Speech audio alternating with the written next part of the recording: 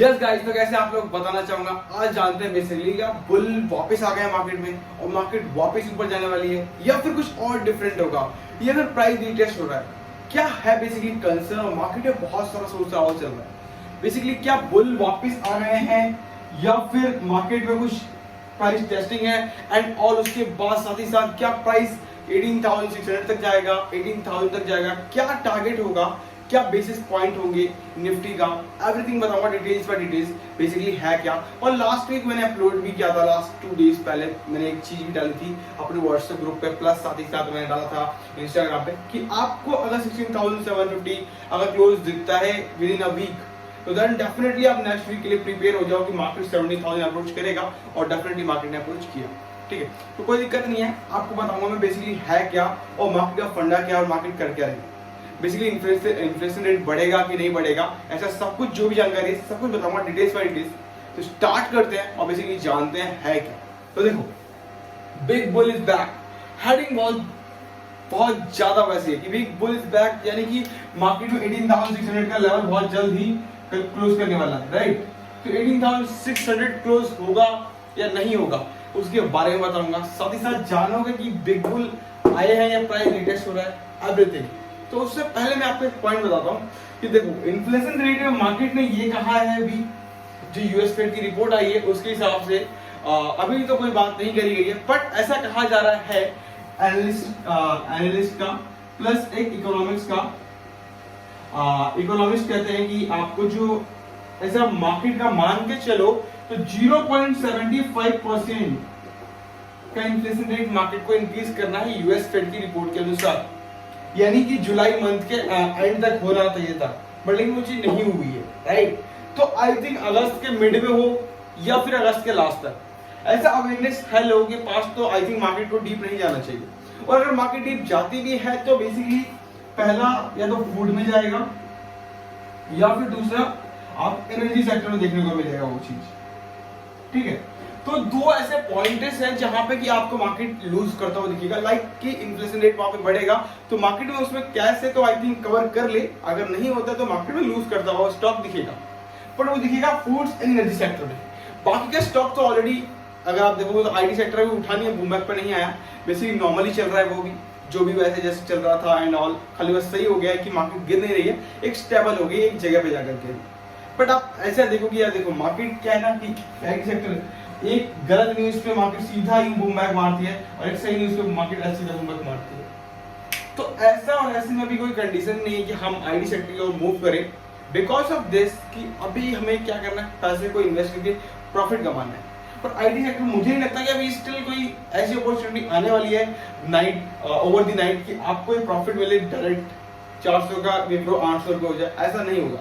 ठीक, उसके लिए टाइम चाहिए एंड अगर वहां से ग्रोथ स्टार्ट होगी यूएसए से, क्योंकि 45 to 50% का जो एनुअल ग्रोथ है वो ओनली यूएस से आता है, सारा पैसा यूएस का होता है। ठीक है, तो आईटी सेक्टर में जब भी ग्रोथ मिले, यूएस में कुछ अच्छी न्यूज आएगी तो आईटी सेक्टर में ग्रोथ मिलेगा, तो वो तो भी कोई पॉसिबिलिटी दिख नहीं रही है। इन्फ्लेशन रेट की बात करें तो फूड प्लस एनर्जी सेक्टर में अगर 0.75% का यूएस फेड ने रिपोर्ट बाहर निकाली तो इन दोनों में देखने को गिरावट मिल सकती है, राइट। तो हमारा तो इन्फ्लेशन रेट हो गया एंड अपना ये हो गया। अब बात करते हैं अपना बिग बुल को। तो देखो, मार्केट में बिग बुल आए या बेयर आए, मैंने हमेशा कहा है कि कोई भी दिक्कत नहीं है, आप सबको डिनाई कर दो कि ये समझ लो कि मार्केट में कोई भी है या तो बेयर आए, ठीक है, या फिर आपका बिग बुल आए। ठीक है, आपको ना तो बेयर के पास जाना है और ना ही बुल के पास, बिकॉज देखो यार बेयर के पास भी पैसा बहुत है, बुल के पास भी पैसा बहुत है। ठीक है, आप इन दोनों में नहीं आते, आपको ना तो मार्केट गिराना आता है ना मार्केट को उठाना आता है, बिकॉज आपके पास ना 100 करोड़ रुपए है, ना 1000 करोड़ रुपए है, ना 3000 करोड़ रुपए है, ना तो 5000 करोड़ रुपए। आपको ना तो इसका आता है ना इसका आता है। आप एक ऐसे पूरे स्टॉक मार्केट के इस गोले का एक ऐसा पर्सन हो जो कि ऐसा प्यादा हो जो कि आपको मार्केट में कितना भी कदम रखो, कितने भी पाँव रखो, फर्क नहीं पड़ता उन्हें, उनके लिए कुछ भी नहीं होगा। बिकॉज ऑफ दिस ना तो इतना पैसा हो कि आपका बुल बन जाओ या तो इतना पैसा हो कि बेयर बन जाओ, इन दोनों कैटेगरी में आप डिसाइड नहीं होते। तो आप ये छोड़ दो कि बिग बुल इज बैक और नॉट, पहला ही समाप्त करो कि बिग बुल इज बैक और नॉट, ये हमें माइंड में लेना ही नहीं है कि मार्केट में बुल वापस आए या नहीं आए, इससे हमें कोई मतलब नहीं है। हमें सिर्फ इतना याद रखना है कि लेवल क्या है हमारा।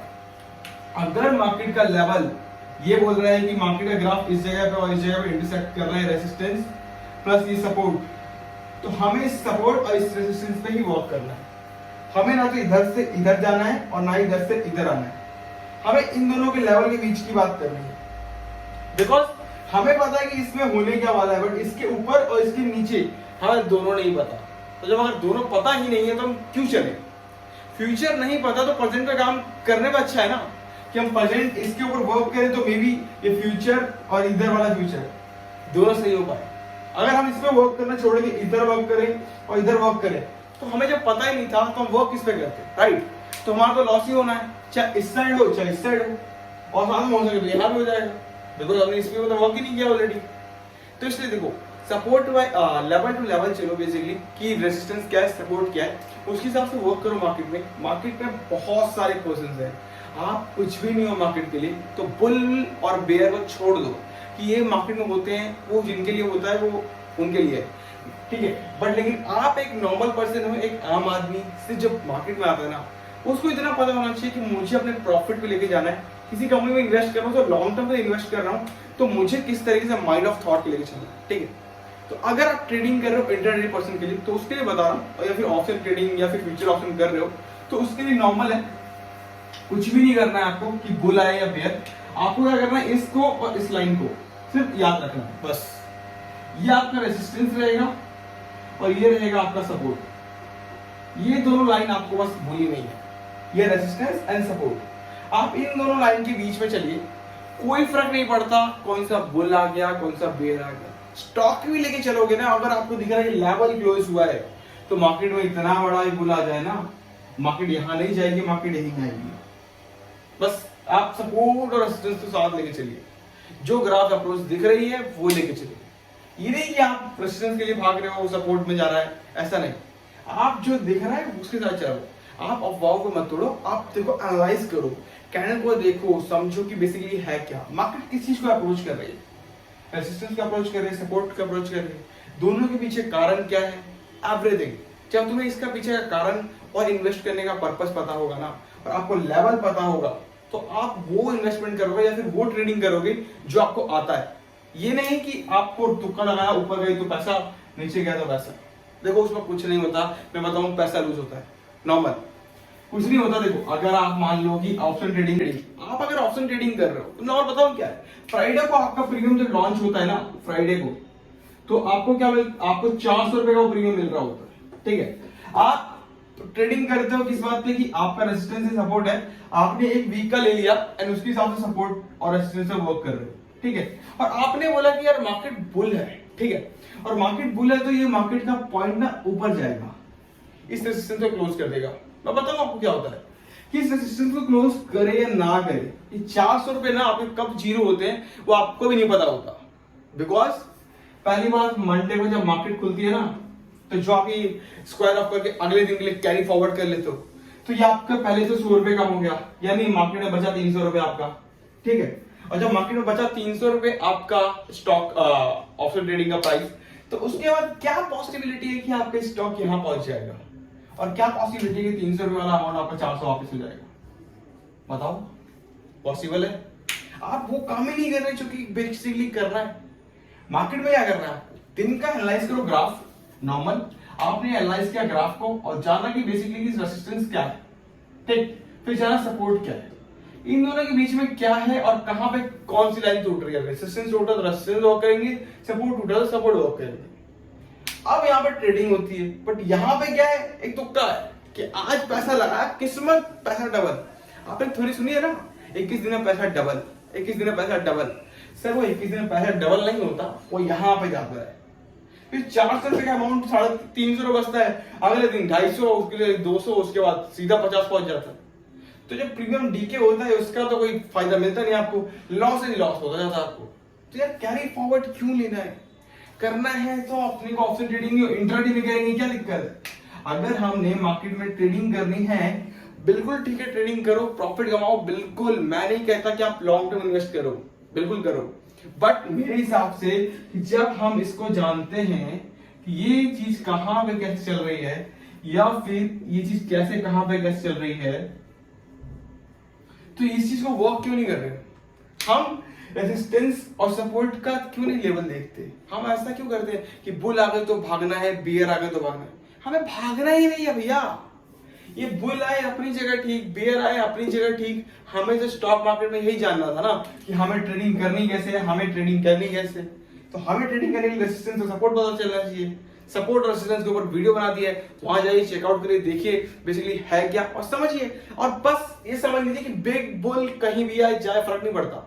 अगर आप ट्रेडिंग करते हो, option trading, intraday trading, future option, आपको सिर्फ सपोर्ट और रेजिस्टेंस चाहिए बस। रेजिस्टेंस एंड सपोर्ट आपको पता है, आपको मार्केट आता है सर, कुछ नहीं चाहिए। और मैं कहता हूं देखो, अब जो गुरु आपको बहुत मिलेंगे यूट्यूब चैनल पे, आपको कहेंगे कल मार्केट में ना क्या होगा कि आप जो ये खोल लीजिए और ऐसे करके, और ये आपका ग्राफ यहां से जाएगा बाहर ऊपर।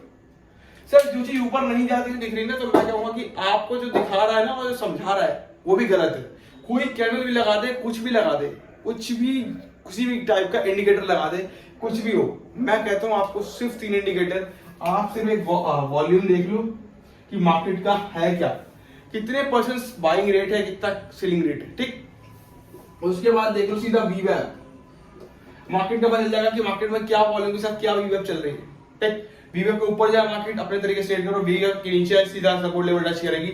दोनों चीजें आपके सामने। आपको M50 EMA एंड 100 EMI बस ये लगा लो, आपको 3.5 घंटे का पहले का मिल जाता है, मार्केट का शुरू होने से लेकर एंड तक का। आपको इस पूरे के पूरे इंडिकेटर के साथ, इन 2 इंडिकेटर प्लस एक वीवेप और एक वॉल्यूम, आपको ये 4 इंडिकेटर ना पूरा मार्केट का प्रॉफिट करा देगा। बस आपको कुछ नहीं करना है, यहाँ पे कुछ भी लगाना आपको ऑप्शन ट्रेडिंग का कोई भी MACD एंड ऑल, क्योंकि उतना आपको एनालाइज करना नहीं आता। MACD एनालाइज करने के जाओगे बहुत सारे फैक्टर हैं जो आप पढ़ ही नहीं पाओगे, और जो गुरु आपको समझाते हैं वो बिल्कुल कहता हूँ बिल्कुल नहीं। और मैं तो सीधा मानता हूँ यार कि अगर देखो मान लो ये रेजिस्टेंस है, ये सपोर्ट है, क्या पॉसिबिलिटी है कि यार रेजिस्टेंस क्लोज करेगा और क्या पॉसिबिलिटी है सपोर्ट क्लोज करेगा? I don't have reasons, because lots of investors को अगर आप देखोगे तो यही कहते हैं कि जो चीज पहले हो चुकी है उसके ऊपर मैं क्यों ट्रस्ट करूं।